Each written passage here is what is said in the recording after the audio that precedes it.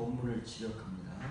누군가 사로잡혀 끌려간다면 사로잡힌 이대로 붙들려 갈 것이요, 누군가 칼에 죽을 것이라면 그는 반드시 칼에 죽음을 당해야 하느니라.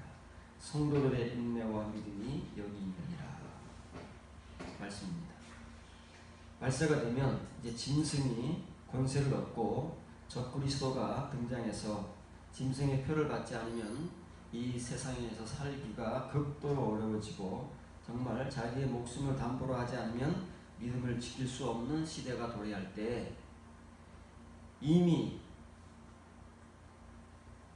하늘들로 인정받은 14만의 성도들은 하나님께서 그 이마에 인을 쳐주시고 하늘로 데려가셨습니다. 그리고 아직은 부족하지만 자기의 믿음을 후 3년 반의 환난 속에서 이렇게 지킬 수 있는 사람들은 또 2차로 데려가시겠다는 약속의 말씀입니다. 그런데 문제는 먼저 들림을 받지 못하고 그 믿음이 아직은 하나님께서 인정하실 만큼 차지 못해서 이 땅에 남아있게 되는 사람들이 문제인 것이죠. 그 사람들은 그 후 3년 반의 환난 속에서 그 짐승의 권세와 자기의 믿음이 충돌할 때 믿음을 지킬 것이냐 표를 받을 것이냐에 대한 싸움 속에서 이 두 가지를 감당해야 된다는 겁니다. 표를 안 받겠다고 하니까 짐승이 가만두지를 않습니다. 가만두면 좋은데, 그래? 표 안 받고 한번 살아봐. 그러면 굶든 죽든 뭐 어떻게 할 거 아니겠습니까? 본인이 선택하는 거니까. 그런데 짐승이 가만히 안 놔둔다고 합니다. 잡아서 끌고 간답니다. 그래서 만일 누군가 짐승에 의해서 사로잡혀 끌려간다면 그 사로잡힘에 이르러서 붙들려 가라고 말해요. 거기서 막 안 가겠다, 못한다, 살려달라 그런 거 하지 말고 그냥 잡혀가라 그 말이에요. 그리고 더 극한 상황에서는 누군가 칼에 죽을 것이라네. 그 당시는 칼로 죽였으니까요. 지금은 뭐 칼로 안 죽이겠죠. 칼로 죽일 것이라면 그는 반드시 칼에 죽임을 당해야 하느니라. 선택의 여지가 없다는 것입니다. 세상 사람들은 선택의 여지가 있습니다.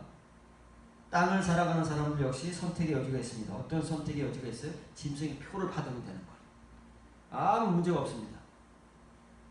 짐승이 표 받아 그러면 팔을 내밀거나 아니면 이마를 내밀거나 해서 짐승의 표를 받으면 살 길이 열립니다. 이 땅에서 먹고 살 걱정도 없고 얼마든지 매매하고 살 수 있는데, 문제는 뭐냐면 그렇지 않을 사람들에게 문제가 찾아옵니다. 이들에게는 선택의 여지가 없습니다. 그들이 선택할 수 있는 것은 짐승의 표를 받지 않겠다고 자기의 믿음을 지키는 것이니까 잡혀 끌려가거나 그리고 그 다음에 칼에 죽임을 당하는 이 두 가지밖에는 선택의 여지가 없어서 문제는 하나님의 말씀에 의하면 반드시 죽어야 된다고 말해요. 그렇지 않으면 길이 없다는 거예요. 이렇게 자기의 믿음 때문에 칼에 죽임을 당해야만 하는 그 성도들은 하나님께서 책임을 지시고 하늘로 데려가시겠다는 거죠. 천국문으로 들어오시게 하겠다는 겁니다. 그러면서 결론이 뭐냐면 성도들의 인내와 믿음이 여기 있느니라. 성도들, 어떤 성도들이에요? 그 짐승의 표를 받지 않고 잡혀가고 끌려가고 죽임을 당할지라도 믿음을 지키는 그 성도들입니다. 그 성도들에게는 뭐가 있어야 이걸 감당할 수 있다고요? 인내와 믿음이 있어야 이걸 감당한답니다. 그러면 인내와 믿음은 지금 같은 말로 사용되고 있는 것이죠. 우리가 이제 오늘 이걸 배워야 됩니다. 우리가 만일 후 3년 반의 종말을 맞이하지 않는다 할지라도 지금 이 세상 가운데서 이 인내와 믿음이 없이는 하나님께서 우리를 천국문으로 들어가게 하실 성도로 인정을 안 하신다는 것입니다.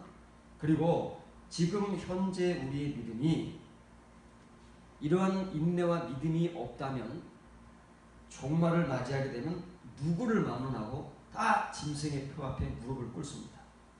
그리고 그 표를 받습니다. 선택을 한다는 거예요.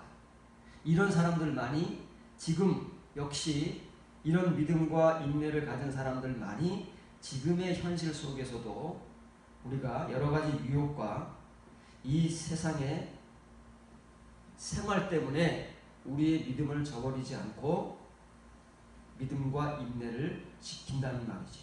이렇게 써 있습니다. 짐승이 가만두지를 않고 그 사람을 죽이기 때문에 죽임을 당해야만 되는 거지요. 내가 시대적 배경이 칼을 사용하던 시대니까 칼에 죽임을 당하는 것이고 시대마다 다른 것이죠.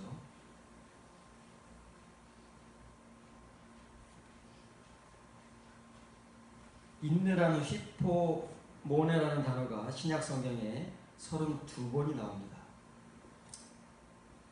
그래서 하나님께서는 그 후 3년 반의 환란 속에서 그 성도들이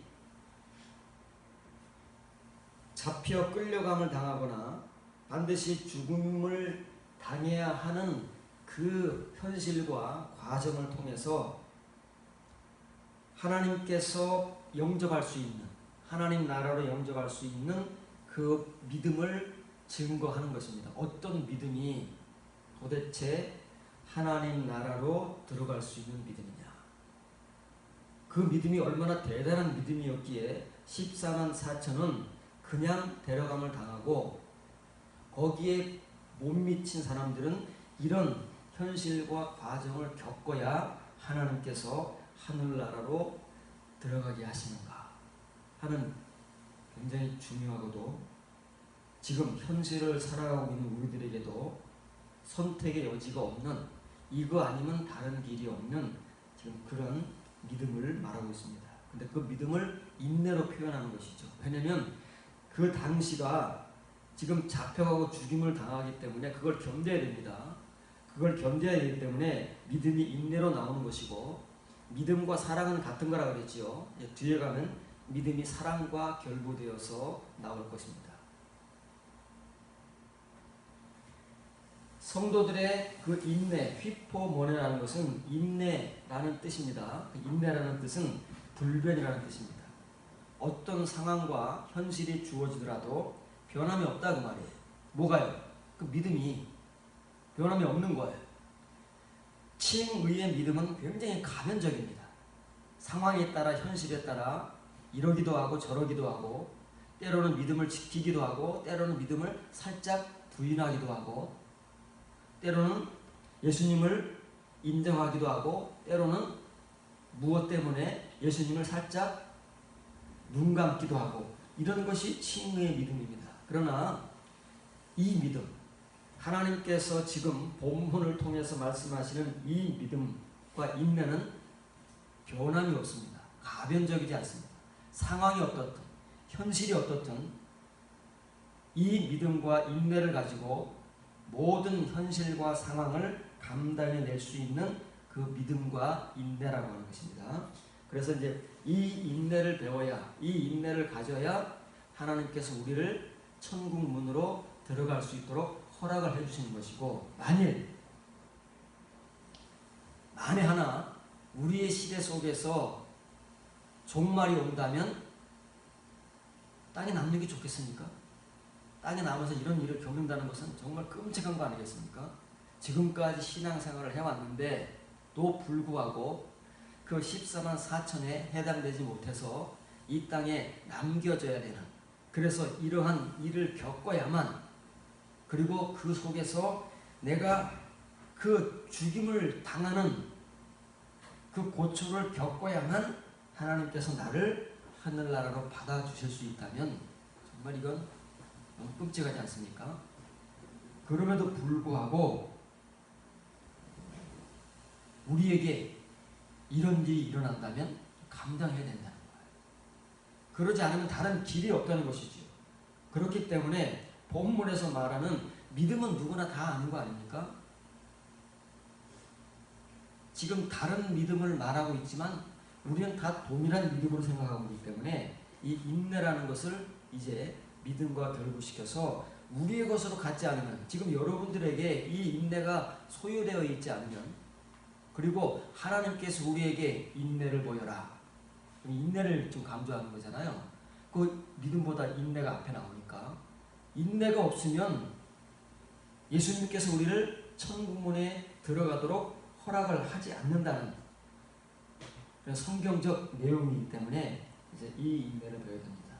그런데 문제는 뭐냐면, 성경에는 표면적인 모든 것들이 있습니다. 표면적인 것들에도 구원과 믿음과 은혜와 의와 인내, 이런 것들이 다 있습니다. 그리고 이면에도 믿음, 사랑, 의, 인내, 은혜, 이런 것들이 동시에 존재하기 때문에 성경에서 지금 이게 표면의 것을 말하는지 이면의 것을 말하는지 우리는 분별을 못합니다. 왜냐하면 우리가 알고 가지고 있는 것은 모두 칭의이기 때문에 전부 칭의의 동일한 것으로 이해를 하고, 요한계시록 13장 10절에 나오는 인내도 인내해야지, 그 인내가 어떤 인내인지 모르고 그냥 인내를 해야 된다고 강조를 합니다. 그 뒤에 나오는 믿음도 그냥 믿음을 가지고 인내해야 된다고 강조합니다. 그래서 이 본문을 봐야 됩니다. 자, 본문을 보기 전에 지금 인내가 여기 있잖아요. 이 믿음을 뚫고 들어와서 지금 5번째가 인내입니다. 여기 인내가 자리하고 있는 거예요. 요한계시록에서 말하는 인내는 여기 있는 인내입니다. 그러면 벌써 이 믿음을 뚫고 이 이면의 것들이 지금 쭉 사랑까지 연결되어 있는데, 그 중에서 5번째 있다면 이 인내는 보통이 아닌 것이죠. 그런데 지금 여기에 인내가 나오고 있습니다. 이 인내를 여러분들이 한번 잘 읽으면서 이해를 해보셔야 됩니다. 로마서 5장 3절 4절입니다. 다만 이뿐 아니라 우리가 환난들 중에서 즐거워하고 자랑하나니 이는 그 환난은 인내를, 그 인내는 연단을, 그 연단은 소망을 이루는 줄 압니다. 그 인내가 지금 어디 나오고 있죠? 연단 앞에 나오고 있어요. 연단 앞에 나오고 있잖아요. 순서를 잘 봐야 되는 거예요. 똑같은 단어지만 이 순서가 어떻게 지금 나열되고 있느냐, 그것을 우리가 이해해야 본문에 나오는 인내라는 말이 칭의의 인내인지 아니면 이면의 인내인지를 알게 되지, 그냥 글자로 써있다고 해가지고 그 인내를 강조해봐야 그것은 별로 의미가 없는 것입니다. 지금 로마 교회 칭의의 은혜를 가지고, 칭의의 믿음은 세상적으로 소문이 나 있는 로마 교인들에게 바울은 지금 인내를 전하고 있습니다. 무엇 때문에 인내를 전하는 것이? 연단 때문에 인내를 전하는 거예요. 여기에 나오는 인내는 연단 때문에 인내를 전하고 있다는 말이에요. 다시 말하면 로마 교회는 칭의의 믿음은 대단히 좋은 교회이지만 지금 그들에게 부족한 게 뭐예요? 연단이 부족한 거예요. 그 연단의 복음을 전해야 되는데, 연단을 얻기 위해서는 반드시 환난을 통한 인내를 겪어야 그 연단이라는 것이 생기고, 연단이라는 것을 로마 교회가 가져야 비로소 소망이라는 것을 그들이 가질 수 있기 때문에 지금 이렇게 순서를 나열하고 있는 것입니다. 잘 보셔야 돼. 그래서 환난이 제일 먼저 나오고, 그 다음에 인내가 나오고, 연단이 나오고, 소망이 나오는 거예요. 성경은 우리같이 막 우리가 생각하는 대로 우리의 임의대로 나열하거나 막 던지는 것이 아닙니다. 굉장히 세미하고 정교하게 복음을 전하는 사람은 그 상황에 맞고 자기가 전하는 현재의 복음의 내용에 맞게 서술하거나, 그리고 그 정확한 표현을 하고 있지 우리 같은 것이 아닙니다. 그렇기 때문에 우리는 본문을 읽으면서 잘 이해를 못하는 거죠. 그냥 우리가 이해하는 대로 열심히 강조하고 전하고 있을 뿐이지, 바울이 말하는 그 내용을 정확하게 이해하고 분별해서 로마 교회에 전한 그 복음을 그대로 전하지 못하고 요한계시록 13장 10절에서 하나님께서 성도들의 인내와 믿음이 어떤 것인지를 모르기 때문에 그것을 갖지도 못하고 갖지 못하기 때문에 표현하거나 전할 수 없다는 사실을 우리는 잘 모르고 열심히 교회 생활만 하고 있는 것입니다. 이렇게 써 있습니다. 전부 앞에 관사가 붙어요. 왜냐고 하면 바울이 전하는 환난과 인내와 연단은 이것만 있으면 관사가 붙을 필요가 없잖아요. 앞에 뭐 환난이나 인내나 연단이나 소망이 나왔다면 관사를 붙이겠지만 갑자기 툭 튀어나오는데 관사가 붙으면 이건 뭔가 특별하다는 특정하다는 거예요. 그래서 바울이 말하는 환난과 인내와 연단은 지금 로마 교회가 가지고 있지 못한 그것이다 그 말이에요. 우리가 지금까지 수십 년간 교회 생활을 하고 신앙 생활을 하면서 시련을 당해보지 않은 사람이 어디 있겠습니까? 환난을 겪어보지 않은 사람이 어디 있겠습니까? 그래서 그거를 어차피 우리가 감당해야 되니까 그걸 인내해보지 않은 사람이 어디 있겠습니까? 그런데 그 다음에 연단이나 소망에 대해서는 잘 모르는 거예요. 우리가 어느 날 갑자기 고통이 고난이 임해서 그것을 기도하면서 어쩔 수가 없어서 다 참긴 참았는데 그게 뭔지 왜인지를 모르고 또 그 다음에 똑같지는 않지만 다른 상황과 현실로 찾아오게 되면 왜 또 찾아오는지 왜 내가 이걸 또 겪어야 되는지 모르는 채 하나님 앞에 자꾸 기도하는 거예요. 왜 내가 이걸 겪어야 됩니까? 하나님 빨리 이것을 나에게서 가져가 주십시오. 이런 기도만 열심히 했지 왜 하나님께서 나로 하여금 이것을 겪게 하시는가에 대한 고민과 거기에 대한 해답을 성경에서 말씀으로 이해하고 깨달아서 기도하고 그리고 그것이 우리를 이끌어가는 그 길, 그 자리로 나가보지는 못했다는 것이죠. 그래서 칭의의 믿음이 그렇게 좋다고 하는 로마 교회를 향해서 바울이 지금 환난의 복음과 인내의 복음과 연단의 복음을 전하는 것입니다. 이렇게 써 있습니다. 카호마이라는 말은 즐거워하다는 말보다는 자랑하다는 말로 신약성경에서 많이 쓰이는 단어입니다. 자랑하라는 거예요. 이게 자랑거리입니다. 우리가 하나님 앞에 불평하거나 원망할 거리가 아니에요.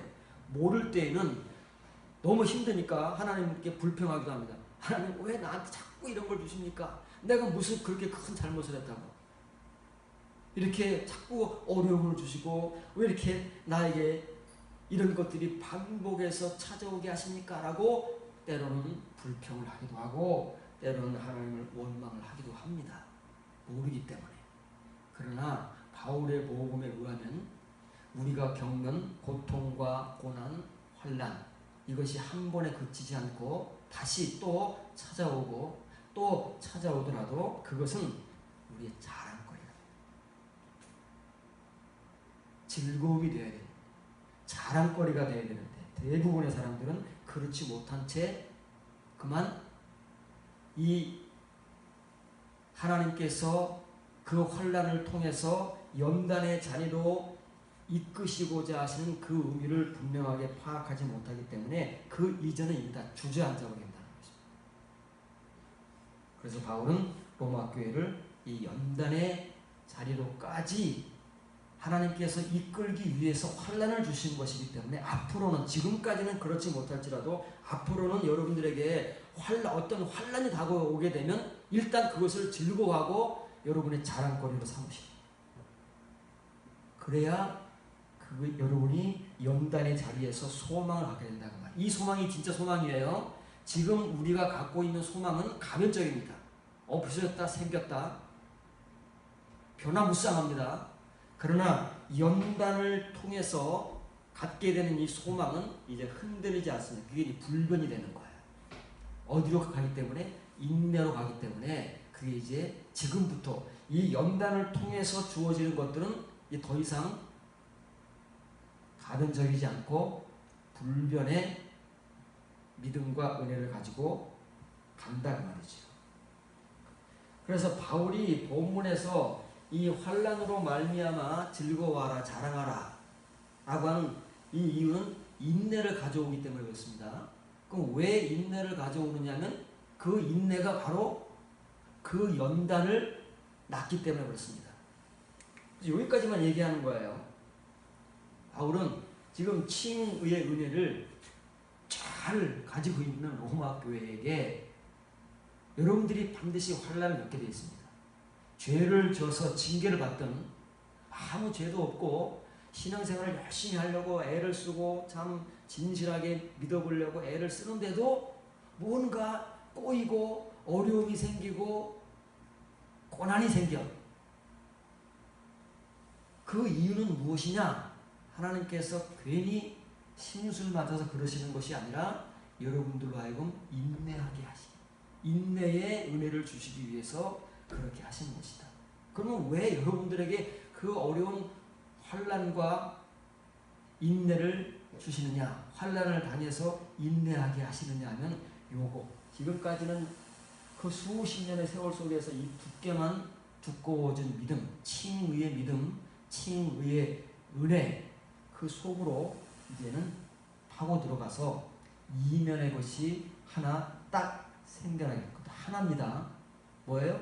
이 덕이라는 것, 아레테라고 하는 것, 남자다움이라고 하는 것, 이 연단이라는 것, 이 하나가 잉태되고 열매를 맺게 하기 위해서 환난이라는 것을 준다는 것입니다. 그럼 본문에서 말하는 인내는 이 인내겠습니까? 그건 벌써 몇 개를 뚫고 들어갔는데요. 이 인내가 아닌 거예요. 요한계시록에서 말하는 인내가 아닌 거예요. 칭의의 인내.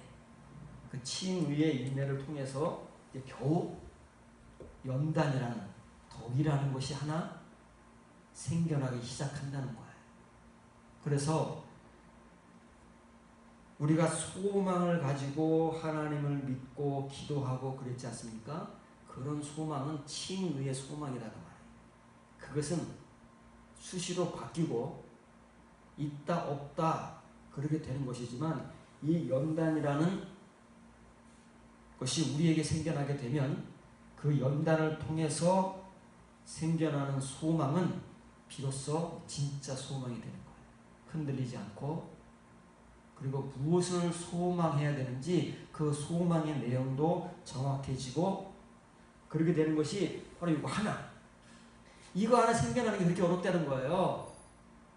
로마 교회가 칭의의 믿음이 그렇게 좋지만 오늘날 어느 교회가 칭의의 믿음이 좋다고 인정을 받을까요? 예를 하나 들어봅시다. 대표로. 그래도 우리나라 대한민국에서 믿음이 좋다고 인정받아왔던 교회는 사랑의 교회였어요.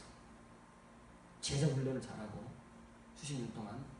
그래서 우리나라에서 인정받는 교회는 사랑의 교회예요. 오랫동안 모든 교회들의 표상이 되고 우리 목사들이 그 교회 가서 제자 훈련을 받고 그 교회를 닮아가기 위해서 노력해온 목사들이 많이 있습니다. 그래서 그 교회는 암암리에 좋은 교회, 제자 훈련을 하는 교회, 훌륭한 목사님이 있는 교회, 그런 교회로 소문이 나는 거예요.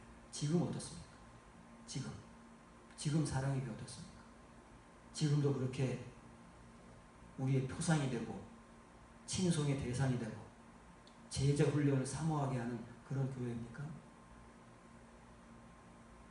순식간에 그 대상이 추락해서 이제 지탄의 대상이 되어버린, 하나도 부러울 것이 없고 그저 건물만 커다랗게 지어놓고 엉터리 목사를 데려다가 엉터리 목사를 인정하면서 그냥 사람만 많이 모이는 교회로 전락해 버렸어요. 왜 그럴까요? 왜 이렇게 잘 인정받아오던 교회가 하루아침에 그런 교회로 전락했을까요? 가변적이다. 칭의의 믿음과 칭의의 모든 것들은 언제든지 바뀔 수 있어요. 사람이 바뀌기 때문에. 건물이 바뀌겠습니까? 사람이 바뀌기 때문에, 교인이 바뀌기 때문에 언제든지 바뀔 수 있다는 말이에요. 그 바뀌는 이유가 뭐예요? 이거 하나 없는 거야, 이거 하나가. 바울이 그렇게 로마 교회에 가장 먼저 전하고 싶은 이 하나가 덕이라는 연단이라는 이 은혜, 속 은혜, 그 겉에 껍데기를 뚫고 잉태되고 열매를 맺어야 되는 이 연단 하나가 없어서 그런 거예요. 그런 모든 교인들은 동일합니다. 언제든지 변할 수 있습니다. 상황이 주어지면, 현실이 주어지면 언제든지 바뀔 수 있는 사람들이 칭의의 신자들이고 표면의 신자들이에요. 그들도 믿음을 가지고 있습니다. 그들도 구원을 말하고 은혜를 말하고 의를 말하고 인내를 말하고 소망을 말합니다. 성경에 나오는 것들을 다 똑같이 말합니다. 그러나 그것이 표면적인 것인지 이면적인 것이 구분을 못합니다. 구분이 안 됩니다. 왜냐하면 알고 있는 모든 것들은 이 껍데기밖에 없기 때문에 속의 것을 경험해보거나 속의 것을 가져보거나 속의 것을 가지고 살아본 적이 없기 때문에 전부 자기들이 알고 있는 것으로 다 퉁을 쳐버려요. 그래서 로마서 본문에 나오는 이 인내가 어떤 인내인지, 왜 이 인내를 통해서 연단이라는 것이 생기는지를 이해를 못하는 거야. 그냥 환난을 받고 인내해라. 그 인내가 어떤 것인지, 왜 하나님께서 그 인내를 통해서, 환난을 통해서 이 연단이라는 것을 생기게 하는 것인지, 그래서 뭘 어떻게 하시고자 하시는 것인지, 이게 끝인지, 소망이 끝인지 모르는 거예요. 왜냐하면 본문에는 소망까지만 나와 있어요. 그래서 이제 이런 것들을 알아가야 우리에게 요한계시록 13장 10절의 현실이 닥쳤을 때에 죽임을 당할지라도 믿음을 지켜내는 거예요. 죽임을 당할지라도 인내할 수 있는 거예요. 그렇지 않으면 다 거기에 넘어가는 거예요. 다 줄 서서 표 받겠다고 끊이지 않는 줄을 서는 것이지, 이렇게 잡혀가고 끌려감을 당하고 죽임을 당하는 이 인내와 믿음을 가진 성도들은 그때도 소수인 거예요. 여러분들 이 인내가 있습니까? 여러분들 환난을 통해서 인내하면서 이 연단이라는 것이 생기기로 했다면 소망이 엄청난 겁니다. 이 소망은 어떤 소망이에요? 이제 이 안에를 채워가는 소망이에요. 불변하는, 흔들리지 않는 견고한, 그래서 우리에게 굳건한 믿음과 앞으로 은혜를 제공하고 하나님 나라의 것들을 열매 맺을 수 있는 이 속의 것들을 채워가고자 하는 소망이다. 그 말이에요. 이 세상 것에 대한 소망이 아니고, 그래서 이렇게 환난을 통해서 인내하고 그 인내를 통해서 이 연단, 그 연단을 가진 사람들은 이제 소망이 바뀝니다. 지금까지는 세상 것에 대한, 물질에 대한, 내가 이루고자 하는 것에 대한 소망을 가지고 기도하고 하나님의 이름을 불렀지만, 이 연단이 생긴 사람들, 이 안에 하나만 딱 생겨나도 소망이 달라진다는 거예요. 바울의 복음은 소망이 바뀐다는 거예요. 그런데 우리는 이 하나도 안 생겼는데 이 안의 것들은 언제 채울 것이며, 이 안의 것들이 우리에게 주는, 하나님께서 이 안의 것들을 통해서, 이면의 것들을 통해서 우리에게 주시고자 하시는 그 높이와 넓이와 깊이가 끝이 없는 예수 그리스도에게 타레마타, 언제 우리가 채워가겠느냐고.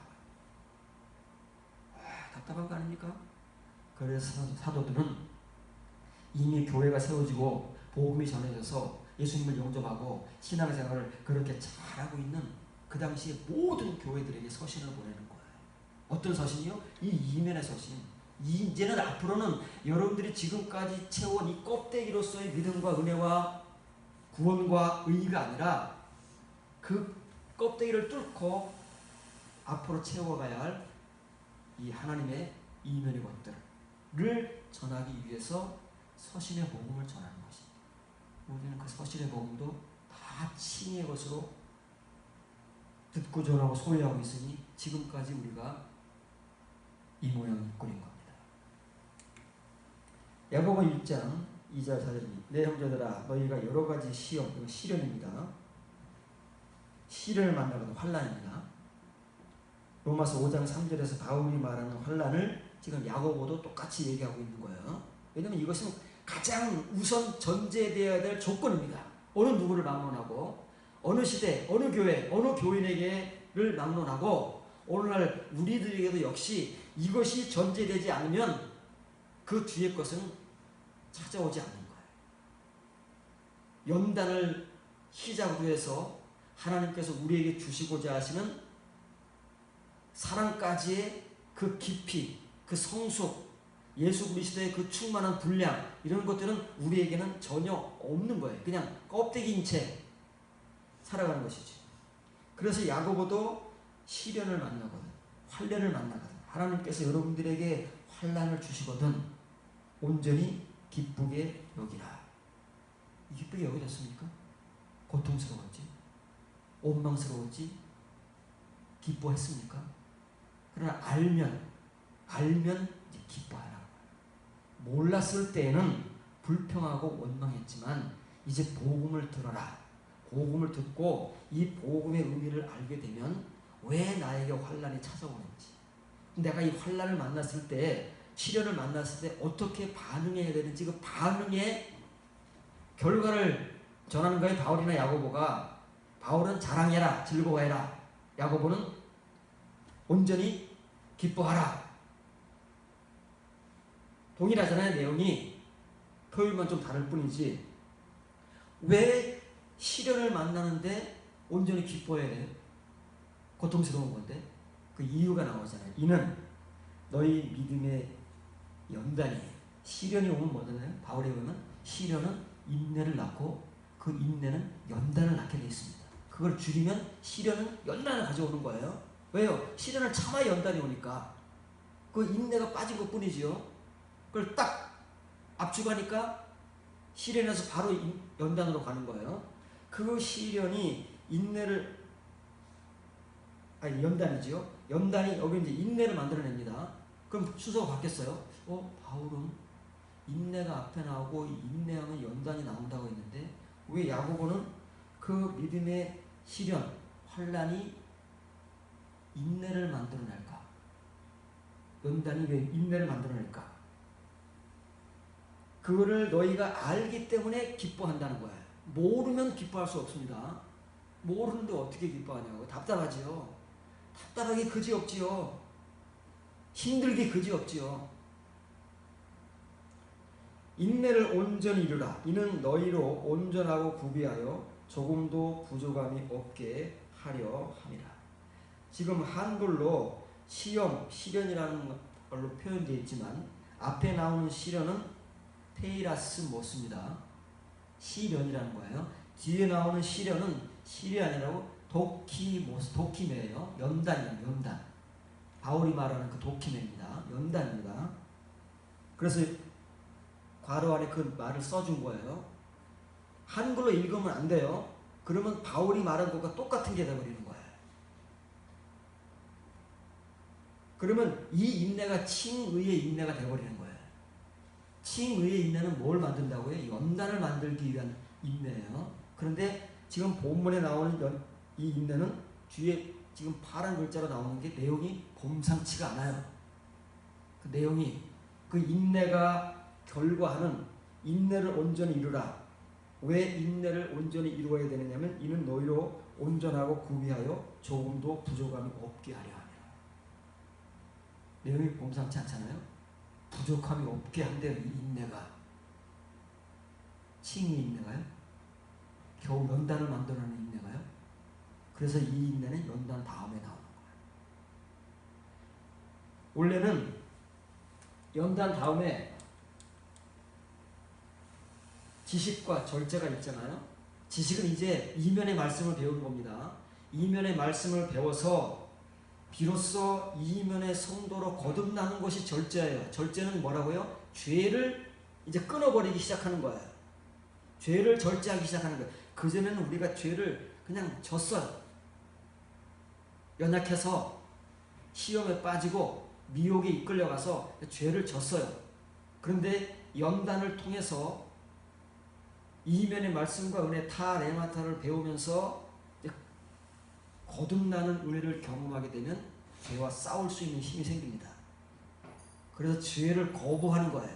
죄를 절제하는 거예요. 그 절제가 어디에서 온전해지냐면 인내에서 온전해지는 거예요. 그걸 계속 거부하고 싸우다 보면 뭐가 생겨요? 인내가 생긴다는 거예요. 그러면 이 인내의 자리에 들어가게 되면 이제 죄의 문제를 스스로 해결할 수 있는, 베드로가 말하는 고난받은 자는 죄를 끊어버린다는 그것이 인내에서 해결되는 거예요. 이 깊은 인내, 여기에서. 그러면 비로소 그 죄의 문제를 해결하는 사람이 신앙생활이 어떻게 했어요? 신앙의 삶이. 거기에서 비로소 경건이라는 것이 나옵니다. 칭의의 경건이 아니라 참 유세레야, 진짜 경건. 죄의 문제가 해결돼야 경건의 삶이 나오는 거예요. 죄를 끊어안고 경건해봐야 그건 칭의의 경건이 세레에 불과한 거예요. 가변적인 거예요. 어떤 것은 할 수 있지만 어떤 것은 못해요. 그러나 이 인내를 온전히 이루게 되면 비로소 하나님께서 우리에게서 원하시는 참 경건의 삶, 그것이 나오는 거예요. 그것이 나와야 비로소 형제 사랑이 되는 것이고 사랑이 완성되는 거예요. 믿음이 완성되는 것이. 이것은 베드로가 말하는 믿음에서부터 사랑까지이고 바울은 로마서에서 믿음에서부터 믿음까지라고 했잖아요. 그래서 인내와 믿음은 같은 겁니다. 이게 다 믿음이에요. 이게 다 사랑이에요. 왜냐고 하면 믿음에서부터 믿음까지 이루는 것이에요. 그런데 또 이 믿음이 무엇이냐고 바울이 복음을 전하냐면 갈라디아 교회를 향해서는 이 믿음은 속에서 사랑이 역사하고 있는 것이다. 사랑이에요. 믿음과 사랑은 같은 것이고 믿음과 접속사로 연결되는 뭐가 나오잖아요. 똑같은 거예요. 믿음과 인내. 그럼 그 믿음 안에 어디인가 인내가 있어요. 믿음과 사랑. 그 믿음 안에 어딘가 사랑이 있다고 말해요. 우리가 이렇게 성경을 이해하고 나가면 그것은 그 사람에게 그 은혜가 찾아왔다는 반증이기도 합니다. 다른 글자를 지적하면 그런데 말입니다. 자, 이 믿음의 연단이 인내를 만들어내는 줄 알게 될 것이다 말이에요. 그러면 이제 기뻐할 수 있다고 말이에요. 그런데 이제 이거 인내가 뭐예요? 도대체 왜 인내를 만들어내야 되느냐? 그 연단이 왜 하나님께서 바울을 통해서는 로마 교회 칭의의 교회를 향해서는 칭의의 믿음이 좋은 교회를 향해서는 환난을 주시는데 그 환난을 통해서 인내해야 된다. 그 인내를 통해서 하나님께서 연단을 주시기 때문이다. 그런데 야고보 본문에서는 그 연단이 인내를 만들어낸다. 그것도 온전히 만들어낸다 그 말이에요. 왜 온전히 만들어내느냐면 너희로 온전하고 온전한 행위를 갖게 하려 함이라. 갖게 하라. 3인칭 명령형입니다. 왜 인내를 온전히 이루냐면은 그 인내가 온전한 행위를 갖게 하기 때문에 그렇습니다. 이 인내를 우리가 갖게 되면 그러면 요한계시록 13장에 나오는 성도들과 같이 인내와 믿음이 같아지는 거예요. 그 인내와 믿음이 여기 있다. 죽임을 당할지라도 표를 받지 않는다. 먹고 사는 문제에 굴복하지 않고 내가 죽임을 당할지언정 이 인내를 온전히 이루었기 때문에 이 인내는 나로 하여금 믿음만 갖게 하는 것이 아니라 이렇게 온전한 행위를 갖게 한다. 행위를 보이게 한다. 나 표 안 받아. 죽이려면 죽여. 그래서 그 짐승이 죽이라는 명령을 통해서 그 성도는 죽임을 당할 수밖에 없는 그 온전한 행위를 갖게 하기 때문에 이 인내를 온전히 이루어야 돼요. 인내를 온전히 이루면 뭐가 나온다고요? 경건한 삶이 나오는 거예요. 행위가 나오는 거예요. 행위가 그때 비로소 나오는 행위가 하나님께서 성경에서 그렇게 강조하는 행위인 거예요.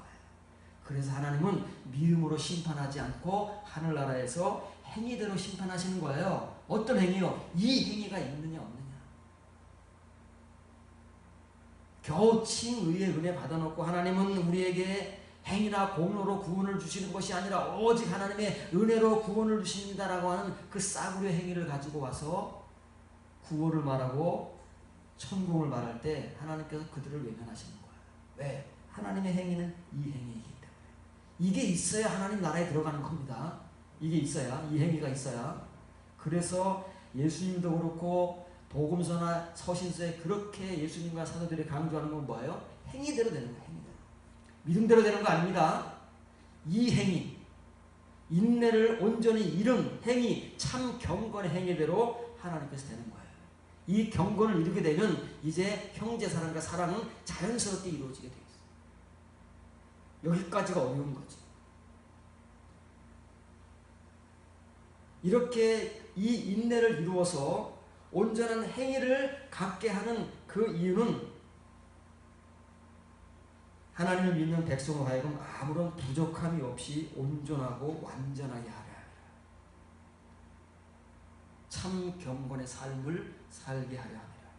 지금 야고보의 수신자들은 누구지요? 각처에 흩어져서 예수님을 영접한 유대인들입니다. 그럼 지금의 유대인들은, 야고보 당시의 유대인들은 아닐지라도 훗날 이 유대인들이 이제 바울의 복음에 의하면 이방인의 충만한 수가 차서 하나님께서 원감람나무인 유대인의 시대를 회복하게 해주시고 그들에게 복음을 받아들이게 하실 때, 그리고 나서 이제 종말이 오잖아요. 그래서 유대인들 가운데 14만 4천이 먼저 들림을 받고 나머지 아직 들림받을 믿음과 인내가 안 된 그 성도들은, 신자들은 남아서 이 짐승의 후 3년 반의 환난을 겪으면서 순교를 감당한다 이거예요. 그럴 때 하나님께서 그들의 믿음을 인내와 믿음으로 인정해 주시고 여기에 성도들의 인내와 믿음이 있다라고 복음을 전하시는 거야. 그 의미를 우리가 알아야 돼요. 그래야 우리가 그런 성도들이 되는 거예요. 지금 우리가 그렇지 못한 채 칭의의 은혜만을 가지고 지금까지 살아온 거예요. 불행하게도 로마교회 같이 지금 이 야고보의 서신을 받는 흩어져 있는 믿는 유대인들 같이, 베드로의 서신을 받는 터키 지역의 모든 교회들 같이 동일한 거예요. 어느 시대 어느 교인이나 막론하고 이 이면의 은혜가 없기 때문에, 없이 살아왔기 때문에 이 이면의 복음을 반드시 들어야 되는 거예요. 그래서 그 의미를 깨닫고 그 내용을 우리 안에 채워야, 이런 은혜가 있어야 우리가 개인적 종말을 맞이해서라도 하나님 앞에 가게 되면 하나님께서 우리에게 뭘 찾으신다고요? 우리 행위를 찾으신다니까요. 너 행위 내려봐라. 내가 네 행위대로 심판할 것이다. 온전한 행위가 있느냐? 참 경건의 행위가 있느냐? 없으면 어떻게 돼요? 없으면 쫓겨나는 거예요. 심판의 대상이 되는 거예요. 있으면요, 네, 그 행위대로 하나님께서 보상을 해주시는 거예요. 하나님 믿음으로 심판하지 않습니다. 반드시 행위대로 심판하십니다. 그 의미를 알아야 돼요. 그래야 우리가 복음을 읽고 성경을 아나기노스코를 하는 거예요. 그래서 그 은혜를 받는 것입니다. 야고보는 좀 이렇게 써 있는 거, 쓴 거예요. 해 휘퍼모네. 단어는 똑같아요. 단어가 다르겠습니까? 내용이 다른 거예요. 이게 칭의의 인내냐, 이면의 인내냐, 어디에 있는 인내냐, 연단을 만들어내는 인내냐, 연단 이후에 만들어지는 인내냐, 그 순서가 다르잖아요. 괜히 그렇게 쓰는 게 아니니까. 한글로 읽으니까 야고보서나 로마서나 다를 게 없던 것 같아요. 여기 시련이 나오네. 시련이 인내를만 다를 게 없는 것 같은데, 그들이 쓴 복음을 정확하게 보면 그것이 독히메라는 거예요. 바울이 인내가 그 연단을 만든다고 하는 그 해 독히메. 그래서 이 인내는 뒤에 나오는 거예요. 이 인내가 이제 이 인내의 은혜를 받게 되면 누군가가 지금 믿는 유대인들 가운데서든, 아니면 로마 교회 교인들 가운데서든, 아니면 터키 전 지역에 있는 교인들 가운데서든 이 이면의 인내의 은혜를 연단을 통해서 온전히 이루게 되면 이 인내는 속에 뭘 품고 있어요? 온전한 행위를 품고 있다니까요. 이 인내의 은혜를 온전히 이루게 되면 그 사람에게서 뭐가 나온다고 해? 경건의 삶이 나온다니까요. 경건의 행위가 나오는 거예요. 그걸 온전한 행위라고 하는 거예요. 성경에서. 완벽하다는 것이 아니고. 그래서 뭘 강조해? 예수 그리스도께서 오시는 날에 너희를 하나님께서 그 예수님 앞에 흠 없고 온전한 성도로 세우기로 원하노라. 다 결부되는 거예요. 그때는요, 예수님이나 하나님의 이걸 찾기 때문에 이렇게 서야 돼. 이렇게 서지 못하면 다 쫓겨나는 거예요. 이렇게 서지 못하면 어떻게 돼요? 들림받느냐 들림받지 못하느냐 결정되는 거예요. 이 성경적 복음이에요. 우리가 알지 못하는 복음이에요. 우리가 갖지 못한 복음이라니까. 그래서 우리에게 이 은혜가 없는 이런 삶과 행위가, 인내가 이루어지지 않은 채 그냥 우리 마음대로 때에 따라 우리가 하고 싶은 대로, 어떤 때는 믿음을 지켰다가 어떤 때는 믿음을 못 지켰다가 어떤 때는 선한 행위를 했다가 어떤 때는 죄를 졌다가 이렇게 막 가변적인 믿음의 생활을 할 수밖에 없는 반증입니다. 이건 3인칭 명령입니다. 이게 3인칭입니다. 3인칭이잖아요. 그래서 이게 3인칭 명령이에요. 인내가 이걸 한다면, 인내가. 우리가 이 인내의 은혜를 온전히 이루게 되면 인내가 우리를 하여금 이렇게 하게 만든다 그 말이에요. 그래서 경건을 만들어내게 한다 그 말이에요. 그래서 이 인내가 너무나 중요한 거예요. 이 인내가 우리 시대에는 그렇지 않을 거지만 만에 하나라도 우리 시대의 이 후 3년 만의 환란이 우리에게 도래하게 된다면 이 인내의 은혜를 가진 사람만이 짐승의 표를 받지 않고 죽임을 당할 수 있는 그런 자리에 서게 되는 것이고, 하나님께서는 거기를 지목하시는 거예요. 여기에 바로 이런 사람들에게 인내와 믿음이 있다. 그 영어 성경도 이렇게 번역합니다. 영어 성경에는 3인칭 명령이 없습니다. 청유형이 있어요. 청유형이 뭐 이렇게 합시다. Let's go. 갑시다. 청유형만 있어요. 명령은 없어요. 그래서 이렇게 청유형을 번역합니다. 관사가 붙어 있죠. 헬라어에는 괜히 붙여놓은 게 아닙니다. 관사가 붙게 되면 그 인내 다른 거예요. 로마서 5장 3절에 나오는 그 인내가 있고 야고보서 1장 본문에 나오는 그 인내가 있어요. 관사를 괜히 붙은 게 아니라 관사를 안 붙이면 다 똑같아요. 구분이 없어요. 이 인내나 저 인내나. 그러나 관사가 붙여놓으면 그때 말하는 인내, 이때 말하는 인내가 달라요. 우리는 모르지만.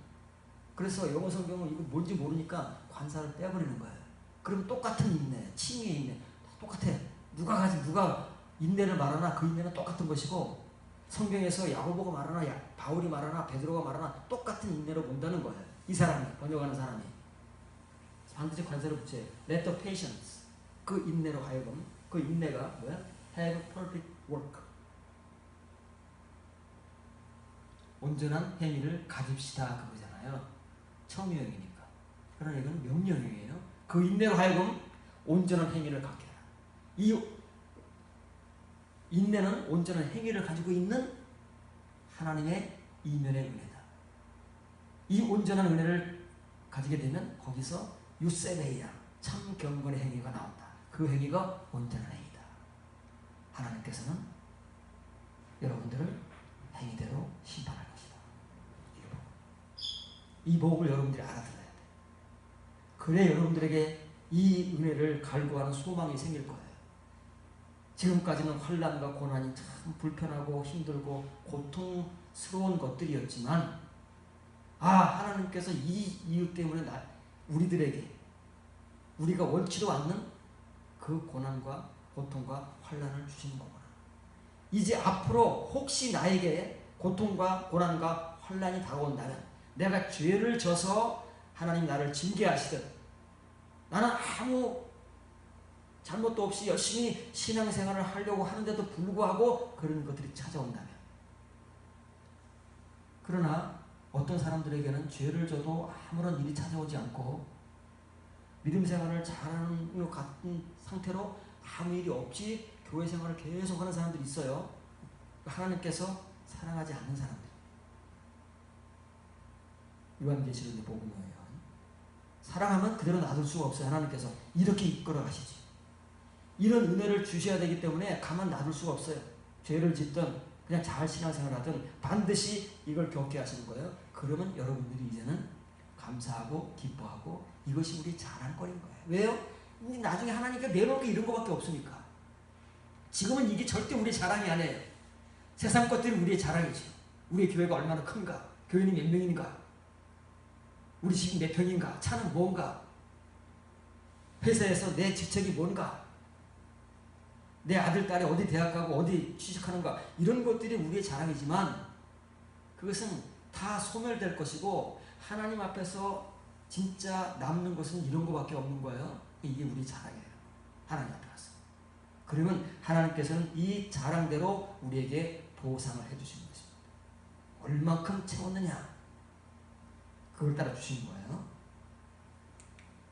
누가복음 8장 14절 15절입니다. 가시떨기에 떨어졌다는 것은 말씀을 들은 자이나 지내는 중 이생의 염려와 재물과 향락에 기운이 막혀 온전히 결실치 못하는 자요. 좋은 땅에 있다는 것은 착하고 좋은 마음으로 말씀을 듣고 지키어 인내로 결실하는 자니라. 자, 이 본문 마가복음 4장에 나온 것이죠. 이 씨 뿌리는 자의 비유, 이 비유가 복음서에서 예수님께서 모든 말씀을, 모든 복음을 비유가 아니면 하시지 않았다고 증거했습니다. 그 모든 비유를 풀어내는 열쇠입니다. 이거를 우리가 복음대로 해석하게 되면 나머지 비유들도 복음대로 해석이 되는 것이고, 이거를 해석하지 못하면 뒤에 거는 다 똑같은 거예요. 근데 비유는 신비인데 우리는 비유를 우리가 읽고 해석할 수 있다고 우리 이제 말로 해석을 하는 것뿐이죠. 해석이 안 됩니다. 자, 이 말씀을 먼저 지옥을 합니다. 가시떨기라는 것은 가시들입니다. 가시들이 많으면 가시덤불이 되는 거죠. 가시덤불들 속으로, 가시덤불이 막 주렁주렁해요. 누가요? 취미의 신앙생활을 오래 해온 사람들, 땅의 신앙생활을 거쳐서, 돌밭의 신앙생활을 거쳐서 가시덤불의 신앙생활을 하고 있는 사람들은 말씀을 잘 들어요. 매주 들어요. 잘 배워요. 성경 공부도 잘해요. 프로그램에 따라서. 그런데 그 사람들의 영적 현실은 가시덤불이 주렁주렁한 거예요. 말씀이 어디 떨어지느냐는 표현을 잘 보셔야 돼요. 표현이 우리는 잘 관심이 없어요. 예수님과 사도들만 이 표현을 하나하나 이렇게 정교하게 하시는 거예요. 왜냐하면 복음을 그렇게 전하고 있기 때문에. 우리는 그렇지 않기 때문에 그냥 우리말로 막 번역을 하는 거예요. 한글에는 그런 말이 하나도 없어요. 가시덤불 내 떨어진 게 아니에요. N이 아니에요. 에이스에 그 속으로 떨어지는 거예요. 그 말씀이 그 가시덤불을 뚫고 들어가야 돼. 말씀이 이 교회 생활 오래 하고 설교도 오래 들어오고 봉사도 오래 해오고 칭의 믿음도 좋고 그런 사람들이 지금 가시덤불이 주렁주렁하는데 하나님의 이 말씀의 씨, 이 이면의 말씀이 떨어지기 위해서는요, 그 가시덤불을 뚫고 저 끝까지 들어가야 겨우 그 말씀이 떨어지는 거예요.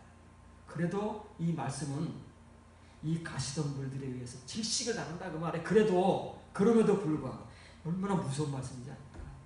이 비유가 우리가 지금 그러고 있는데 우리가 그러고 있다는 사실을 전혀 모르고 있는 거예요. 이게 우리 현실인 거예요. 예수님께서 이 비유를 들어도 그래서 우리는 이 비유를 해석을 못해요. 수십 년간 이 성경을 읽어오고 설교를 해왔지만 이걸 못했어요. 무슨 말인지 알 수가 있나? 내가 가시덤불의 존재가 라는 걸 인정을 안 하는데, 내가 매주 말씀을 전하고 여러분들이 매시간 말씀을 들어도 그 말씀 한마디가 여러분들의 이 가시덤불을 뚫고 뚫어야 겨우 여러분들의 그 마음에 도착을 하는데, 그마저도 이 가시덤불이 너무 많기 때문에 이 가시덤불이 그 말씀을 눌러서 질식을 시킨다는 게 예수님의 비유인데, 우리가 그러고 있으면서도 그런 현실조차 인식하지 못하고 또 지금도 설교를 듣고 설교를 하고 있는 거예요. 말씀은 잘 듣는다니까요. 가시덤불 속으로 떨어졌다는 것은 에이스입니다. 에이스. 가시덤불은 복수예요. 얼마나 많은지. 이게 가시들인데, 가시 떨기도 아니고 가시덤불도 아니고 가시들이에요. 가시들인데 가시들이 많은 거예요. 가시덤불이 되잖아요. 그래서 제가 의역으로 가시덤불이라고 하는 거예요. 가시들이 엄청나요. 말씀과 찔러가지고 상처를 내고 질식을 시킨 그 가시들만 주렁주렁 하는데, 이 말씀의 씨 하나가 그 사람의 마음에 닿기 위해서는 이 수많은 가시들을 뚫고 들어가야 돼요. 에이스가 해야 되는 거야. 어려워요. 이 사람들은 어려워요. 말씀 한마디 전하기가 어려운 거예요. 이 말씀 어떤 말씀이에요? 칭의의 말씀이겠어요? 이면의 말씀이죠. 이렇게 어려운 거예요. 이 한마디 시 하나가 이들에게 떨어지기 위해서는 이 수많은 가시를 뚫고 들어가요.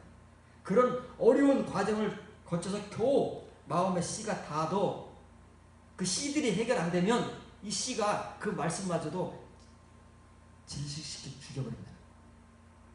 우리는 매일 그 일을 하는 거야. 매일 말씀을 들을 때마다 그 일을 하는 거야. 그래서 말씀을 잘 들어요. 자, 어떤 사람들이냐면 이 사람들.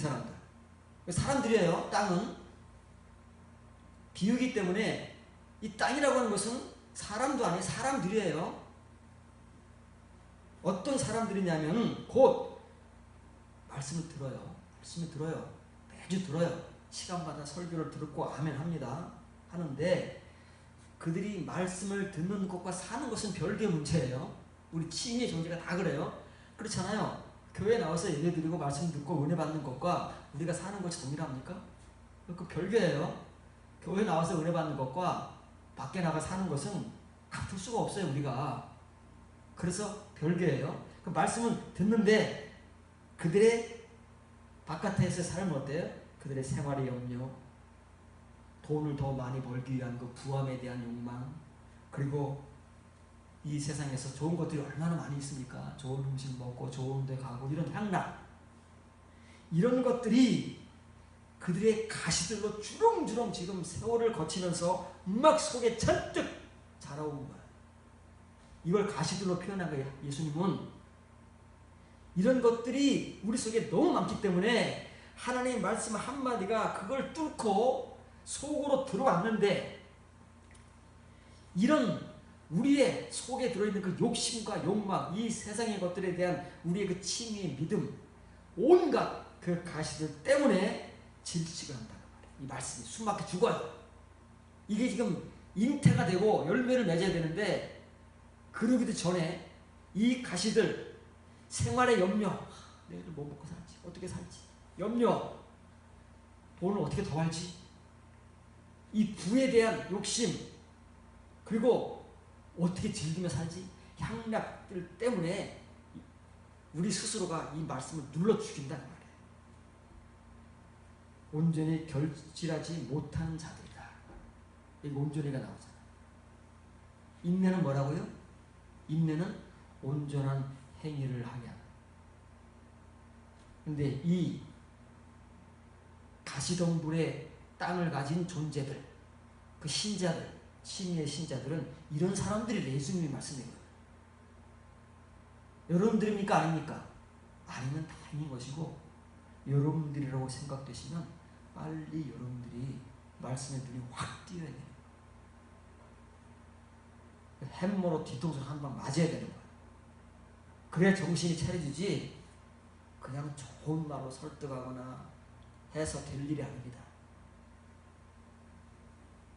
그러나 이제 앞에 나온 땅과는 다른 땅이 있는 거예요. 다른 사람들이 있는 거예요. 다른 신자들이 있는 거예요. 이 사람들이 이제 성도들입니다. 그러나 좋은 땅이 있다는 것은, 이 표현해 보세요. 원래는 어느 신약 성경이든 좋은, 선한 이런 단어를 하나만 썼죠. 카르로스를 쓰든지 아가토스를 쓰든지 하나만 썼습니다. 그런데 본문에는 지금 두 개가 같이 나오고 있어요. 카르로스는 어느 때 사용한다고요? 칭의의 은혜에 해당될 때 사용하는 단어고, 아가토스는 이면의 은혜에 해당될 때 사용하는 단어입니다. 이것이 표면과 이면의 말이에요. 똑같은 말인데 쓰는 단어가 다르다 그 말이에요.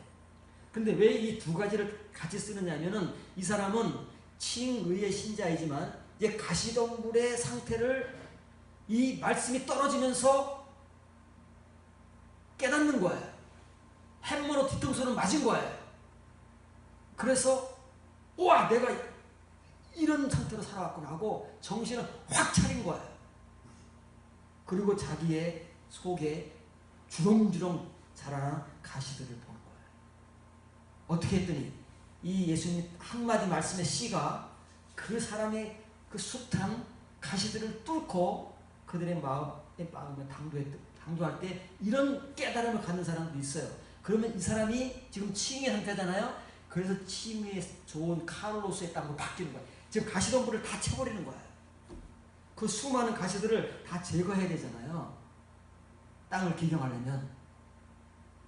그렇지 않고 어떻게 씨를 뿌리겠습니까? 그래서 먼저 카를로스의 땅이 되고 그 다음에 기경을 할 거 아니겠습니까? 이 씨를 속으로 담기 위해서. 그래서 아가토스의 마음 이름이 땅이잖아요. 카를로스와 아가토스의 마음으로 이런 상태로 말씀을 듣는 거예요. 가시덤불은 어떤 상태로 말씀을 듣는다고요? 속에 온갖 가시들을 꽉 채운 상태에서 말씀을 들어요. 그리고 생활은 어떻게 해요?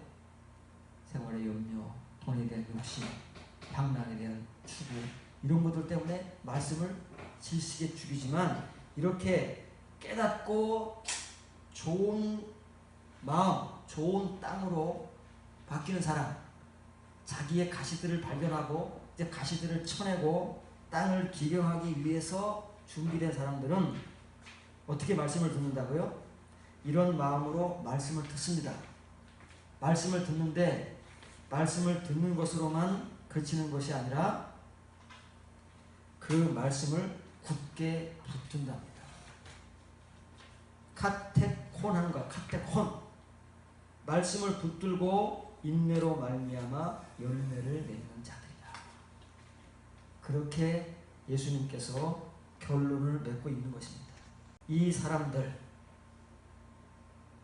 좋고 선한 마음으로 그 땅을 가진 사람들은 너무나도 소수이기 때문에 앞에 있는 그 가시덤불의 땅을 마음으로 가진 사람들이 너무 많은 거예요. 그래서 그 사람들은 후토이 이 사람들로 나오는 거예요. 이렇게 써 있습니다.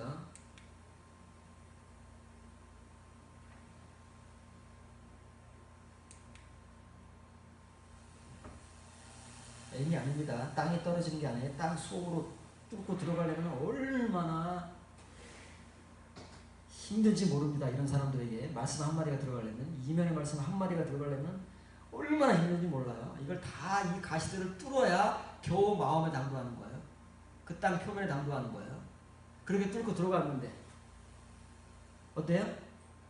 그들 속에 있는 가시들이 이 말씀을 질식시켜버리는 거야. 그렇게 어렵게 들어왔는데, 그렇게 어렵게 전했는데. 그 결과는 텔레스포로시라는 말은 포레오는 텔레오는 온전하겠죠. 포레오는 구약시대에 유대인들이 제사를 드릴 때 사용하는 단어입니다. 제물을 가져요. 제물. 신약시대는요. 제사 드리는 시대가 아니니까 뭘 가져가요? 열매를 가져가요. 온전한 열매를 하나님께 가져다 바치지 못해요. 드리지 못해요. 없는데 뭐. 이걸 못 맺으니까 없는 거예요. 그러니까 하나님께서 그 열매를 보고 심판을 하시는데 열매가 없으니까 어떻게 돼요? 예수님 복음에는 그 나무를 찍어가지고 불감을 집어 던지면 되잖아요. 열매 없는 나무를 어디 쓰겠습니까? 지금이야 열매를 맺으라고 더 거름을 주고 바꾸고 그러지만 때가 됐는데, 때가 돼서 이제 나무를 뽑아야 되는데 열매가 없으면 그 나무와 가지들은 다 잘라서 불구덩이에 집어 던진다잖아요. 근데 결과를 맞이한다니까요. 그러면 이렇게 열매를 맺은 좋은 땅의 성도들은요, 당연히 영생으로 들어간다. 복음을 들어야 됩니다. 복음을. 사람의 소리를 들으면 안 됩니다. 복음을 들어 여러분들이 사는 것이고, 여러분들이 이렇게 준비될 수 있는 거예요.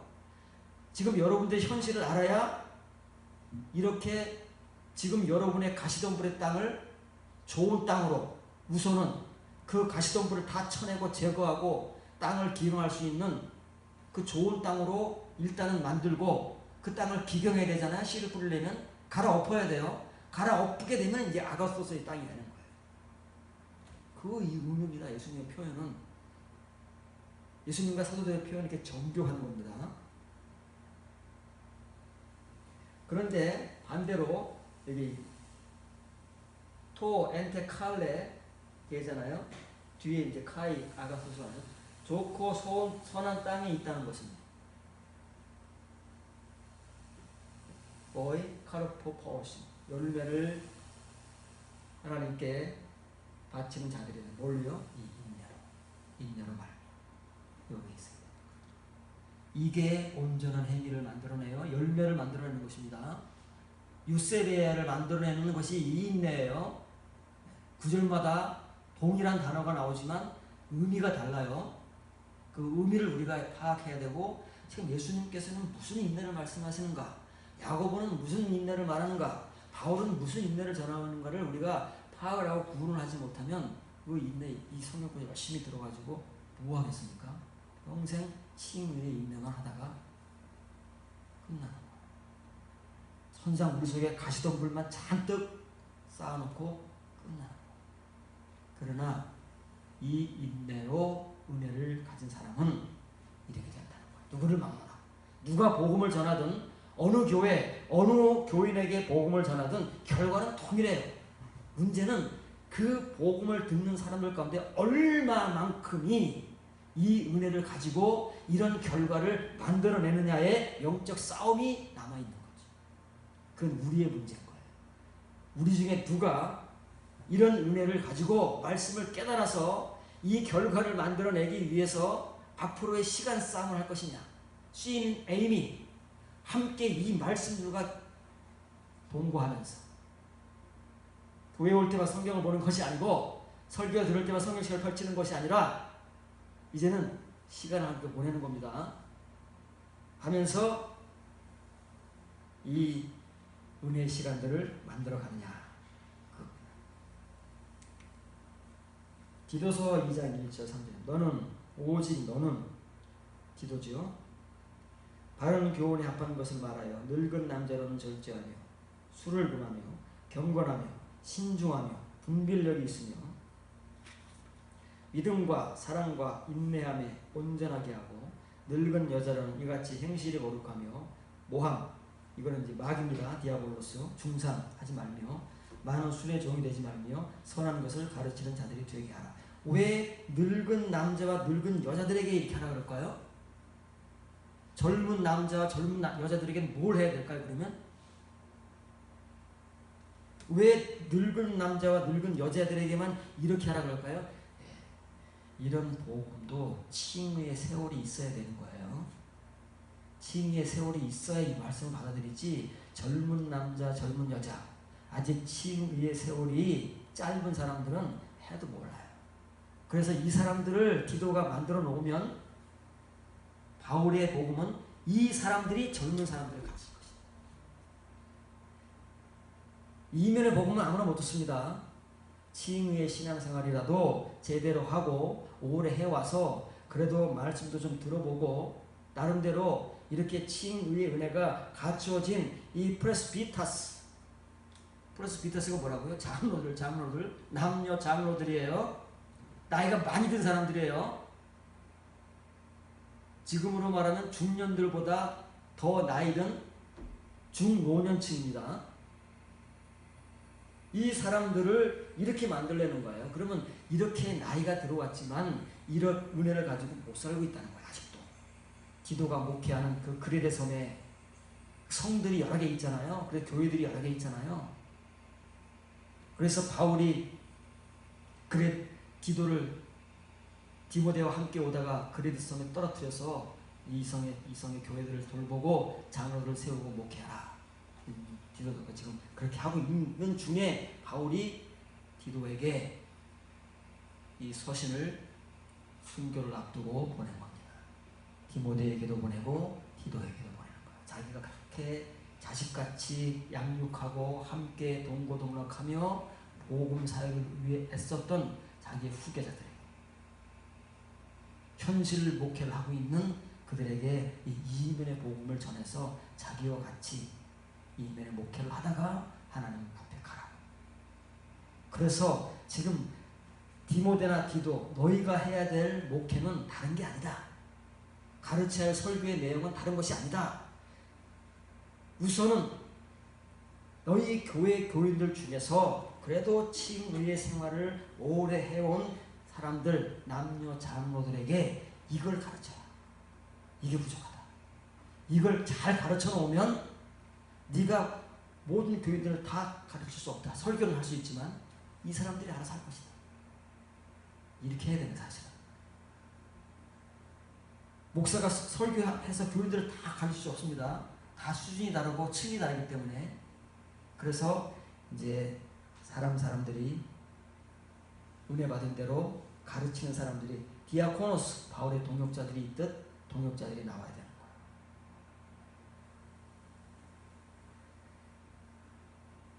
술을 절제하며라는 말은 술을 그만다는 말입니다. 지금은 이제 술이 자유롭게 됐어요. 교회에서 이제 술을 먹어도 죄가 아니다는 이제 교회법이 통과됐기 때문에 어떤 교단들에서는 지금은 교인들이 술 먹는 것에 대해서 죄의식이 없습니다. 자연스럽게 술을 먹습니다. 그러나 그것은 우리들의 법이고 우리가 만들어낸 교회법이고 성경은 술을 금하는 거예요. 이 네팔리우스는 술을 금하는 말이에요. 술을 금하는 자들이 되라. 조금 마시면 안 될까요? 성경에는 술 취하지 말라 그랬잖아요. 술을 그만하잖아요. 우리가 편한 성경 구절 한 구절을 뽑아가지고 그걸 악용하면 안 되는 거예요. 다 취합을 해서 조화를 시켜야 되지. 자, 여러분들이 신앙생활을 오래 해오지 않았습니까? 수십 년 해왔습니다. 여러분들이 대상인 거예요. 바울의 복음에 의하면 여러분들을 가장 먼저 뭐 해야 돼요? 술을 금해야 된다는 거예요. 술을 금해야 된다는 것은 물론 술을 금해야 된다는 말도 있지만 세상적인 술을, 바울이 에베소 교회는 뭐라 그래? 술 취하지 말라, 성령 충만을 받아라. 술과 성령을 비교한 거예요. 술 취한다는 건 뭐예요? 세상에 취해 산다는 거예요. 술을 금한다는 건 뭐예요? 네, 세상의 일들을 금한다는 거예요. 그래야 경건이 나온다니까. 이 경건은 뭐예요? 유세베야. 그래야 분별력이 생기는 거예요. 늘 여러분이 강조했듯이 신중한다는 게 아니에요.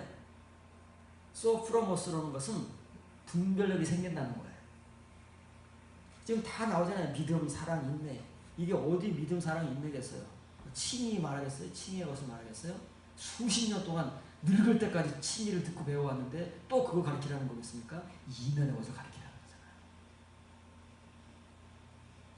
이렇게 해야 어떻게 한다고요? 여기에 온전하게 한다는 거예요. 온전한 것의 복음은 뭐예요? 이면의 복음. 이면의 것들을 만들어가는 그런 복음을 가르치고 늙은 여자들, 여자 장로들에게도 마찬가지다 그 말이에요. 그럼 여자들이, 남자들은 술에 약한 사람들도 많고 말이죠. 그렇잖아요? 세상 일에 바쁜 사람들도 많고. 그런 것들을 이제 금해야 돼. 금해야 이 이면의 은혜에 들어가는데, 여자들이 약한 건 어디에? 여자들은 말을 많이 하니까. 남자들보다는 말을 많이 한다잖아요. 여자들은 하루에 2만 마디 이상을 안 하면 못 산대요. 선천적으로 못합니다. 말을 참 많이 해요.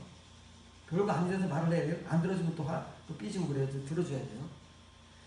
말을 많이 하는데, 말을 많이 하다 보면 어떻게 남을 이렇게 막 나쁘게 말하는 사람도 있다는 거예요. 근데 그것이 정도가 심해지면 디아볼로스가 돼요. 디아볼로스. 디아볼로스는 마귀라는 말이에요. 가론 유다에게 예수님께서 하셨던, 너희 중 하나는 디아볼로스다. 호 디아볼로스는 사탄 마귀고 관사가 없는 사타나스, 디아볼로스는 베드로가 되기도 하고 유다가 되기도 하고 우리가 되기도 하고 그러는 거예요. 상황에 따라서.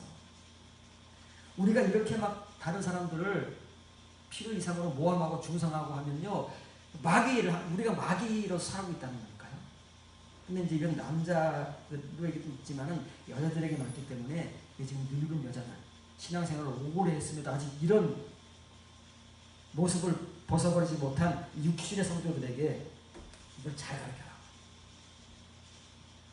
이거 하기 전에 뭘 행실이 거룩하게 가르쳐라고. 행실이 거룩하다는 건 뭐예요? 행위가 온전하다는 것이고 참 경건의 삶을 한다는 거잖아요. 그러면 당연히 이유가 없어지죠. 이걸 하고 싶어도 못하는 거예요. 죄를 짓고 싶어도 못 짓는 거예요.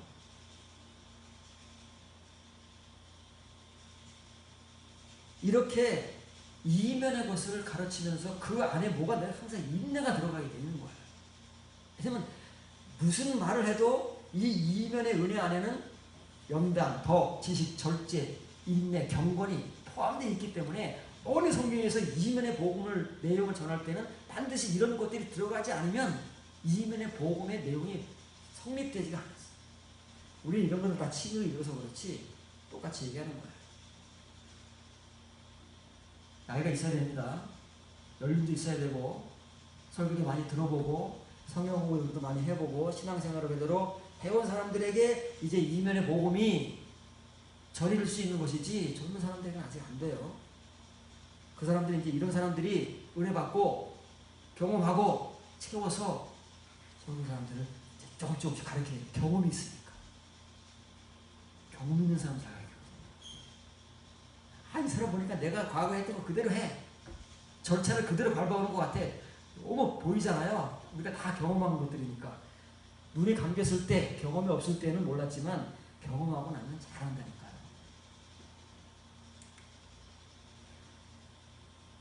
데살로니가후서 3장 5절입니다. 주께서 너희 마음을 인도하여 하나님의 사랑과 그리스도의 인내에 들어가게 하시기를 원하노라. 여기는 이제 믿음 대신에 사랑이 왔고 순서가 바뀌었습니다.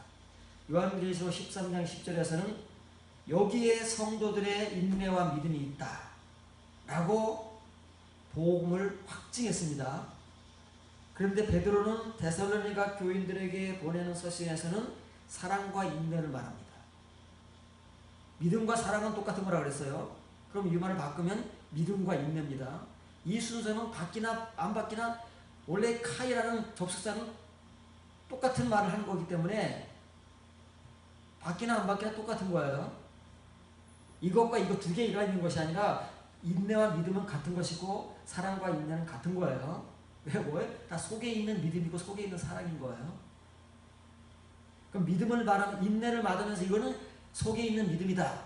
사랑을 말하면서 이것은 속에 있는 인내다. 이렇게 바울이 복음을 전하는 똑같은 거예요. 본문을 지적합니다. 그런데